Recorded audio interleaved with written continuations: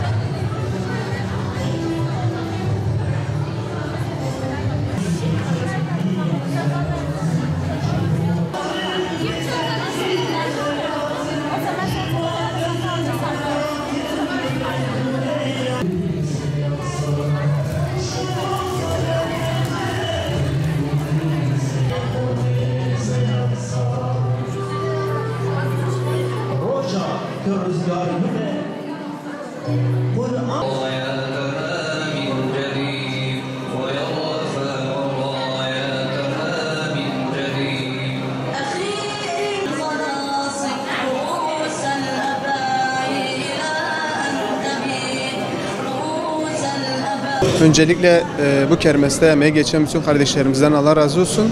Kermesimiz ilk İlahiyat Fakültesi'nde bugün başladı. Yarın inşallah Tıp Fakültesi'ne bir de Fen Fakültesi'nde olacaktır. Öğrenci kardeşlerimizin büyük bir teveccühü var.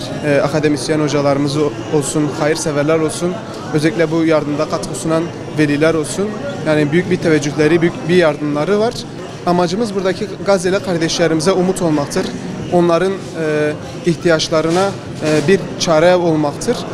Özellikle Yetimler Vakfı'na teşekkür ediyoruz. Çünkü bu hayırlı işe aracı oldukları için Allah'ın izniyle dediğimiz gibi bu kermesimiz 2 gün boyunca devam edecektir.